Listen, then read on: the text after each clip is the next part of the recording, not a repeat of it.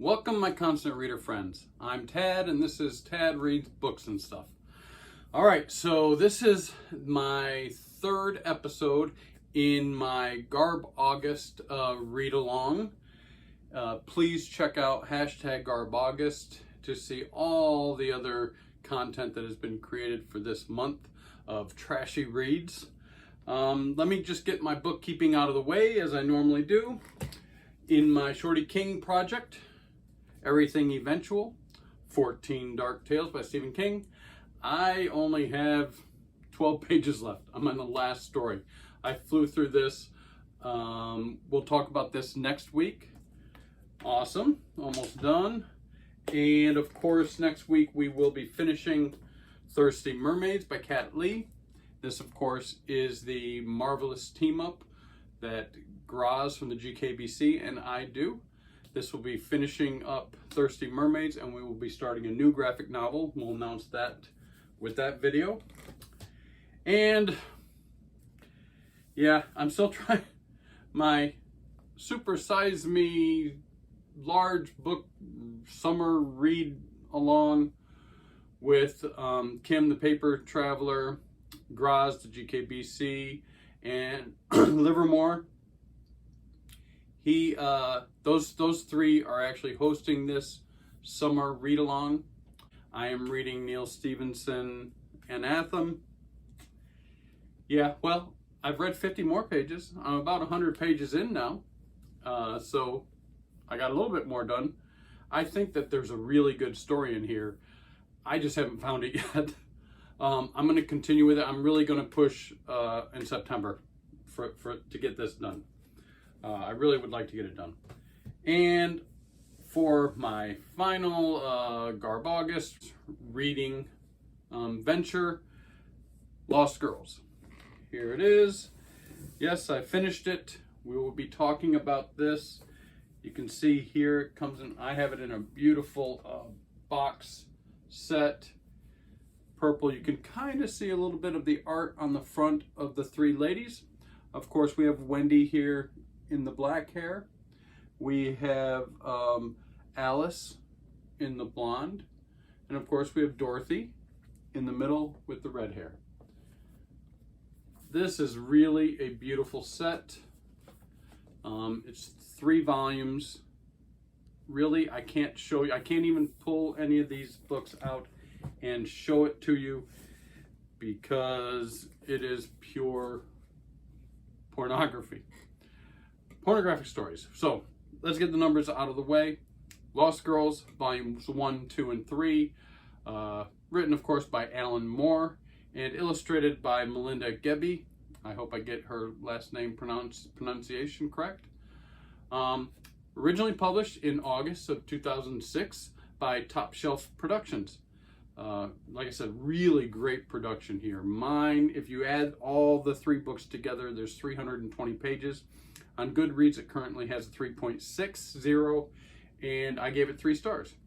I enjoyed it. It was a fun read. I love Alan Moore, but just look, I mean, I can't even open it up and show you a random picture. But the production of this is wonderful. It's a linen cover all the way around. You've got your kind of gold inlay here of Lost Girls. Of course, this one says volume 3. And yeah, I can't even show you any of the artwork. Even the chapter title pages is pornographic. So, but it's really well done. It's a beautiful set. If you are an Alan Moore fan, you've got to add this to your collection. But we'll talk about it.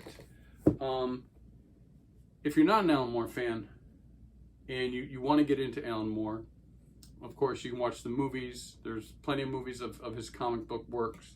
But there's also this really cool book called Portrait of an Extraordinary Gentleman. It has a lot of different writers telling different stories, their interactions with Alan Moore, a little bit of his life and history. There is even some cool artwork in this book. a really cool book if you want to learn a little bit more about the crazy man, Alan Moore. So, Lost Girls. What is it? This is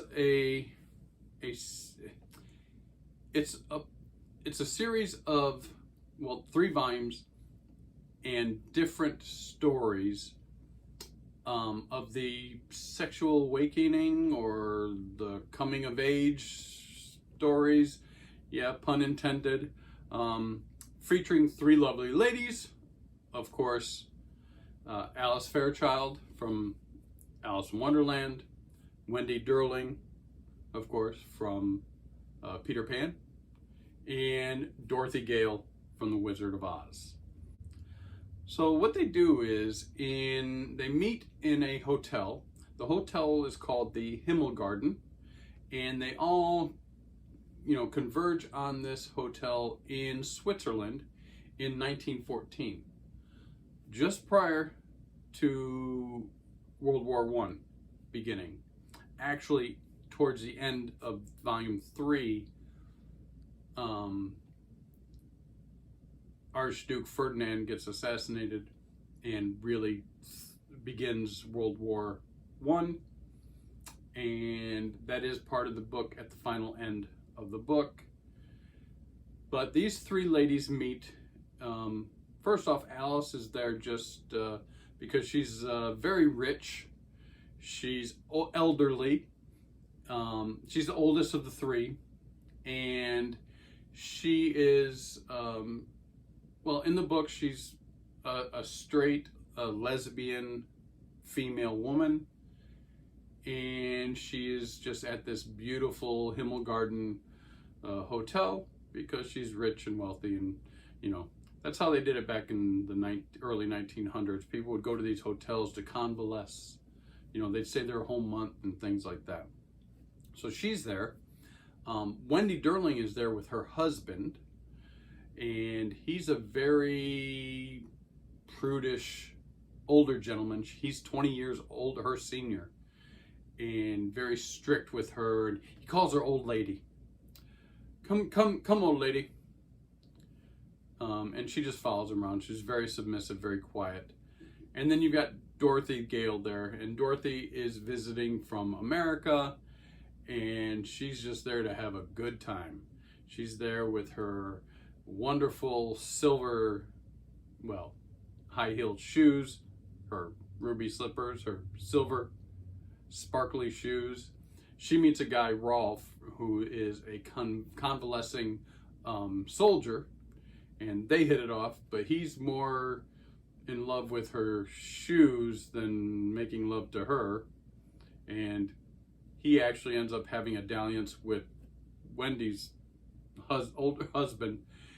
It's a crazy story, but these ladies meet and they start a relationship. They start talking, and as they are enjoying each other, they tell stories. They take turns. Dorothy tells a story, and then Wendy tells a story, then Alice tells a story, and it goes on back and forth, back and forth. It's very creative how Alan Moore has interwoven these stories that we so well know in the stories that these ladies are telling. For instance, Dorothy tells about her sexual awakening after the cyclone, and with the 3 hired hands. Of course, one is a very big, large, kind of slow, doesn't talk much, not very intelligent hand. Of course, he reminds her of a lion. And then, of course, there's another man that works there that works in the forge, and he works with metal and making horseshoes and things, and he's very rigid and strict and do this, do that kind of thing. Of course, from the Tin Man. And then, of course, there's one that is just jolly, happy, fun, not too bright, but always making a laugh, and of course, representing the Scarecrow. You've got Aunt Em and everything, but that turns on its heel. We won't go into that. Then, of course, Wendy tells a story about meeting this her and her younger brothers going to the park and running into the street urchin and his sister. And the street urchin's name is Peter, and his sister's name is Annabelle. And there is dalliances created between all of them in the wilds of this park, hidden park. There's also an evil guy that comes around trying to molest young children. He's got a crippled hand that looks like a hook, of course. That's interesting how Alan Moore kind of weaves that story in there. And then you've got Alice. Alice was at boarding school, ends up leaving boarding school and running off with one of the teachers. The teacher marries this very, very wealthy rich man who really has no interest in her. And then they start their dalliances together with other people in the society and ending up doing a lot of drugs, from getting hooked up with opium from, of course, this guy who lives in a kind of a Turkish decorated room, smoking on a hookah all the time. And they have these parties, these tea parties, and a lot of drugs and a lot of sex. So that's what's happening. They each tell these different stories, back and forth, back and forth, back and forth. I just wanted to talk a little bit in my research of these stories, Alice in Wonderland, Wizard of Oz, and of course Peter Pan. I have some representations of this. I have the wonderful Wizard of Oz. This is, of course, by Frank L. Baum. It was originally published in 1900, and he actually has, they're saying, I didn't know this. I know there was a lot, but there's 14 different Oz novels. So I do have representation of that and many other things, of course. I might just do a month where I just read Oz stories. I've got plenty of them. And then, of course, there's Alice's Adventures in Wonderland, which I have this beautiful volume. These are great. These two are really nice. This one has some gilded edges and a nice little bookmark. Alice's Adventures in Wonderland. You know, so this was actually the first of the three that was published. This was published in 1865, of course, by Lewis Carroll. It's never been out of print. I found that interesting. And it's been translated into over 174 languages. I think that's interesting. So I've got that. And for my representation of Peter Pan, you know what? It's strange. I do not have anything by J.M. Barrie. I just don't. I didn't know that Peter Pan's first appearance was in a book called The Little White Bird, and it was originally published in 1902. So actually the most recent of the three. But Wendy doesn't make her first appearance until the Peter and Wendy, which was first published in 1902, but really appeared as it was a play, and it first appeared in 1904, the play, and then of course it became book version in 1911.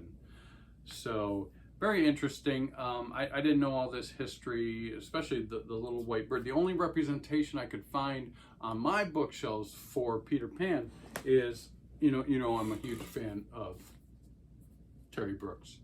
And Terry Brooks, of course, wrote the novelization of the movie Hook.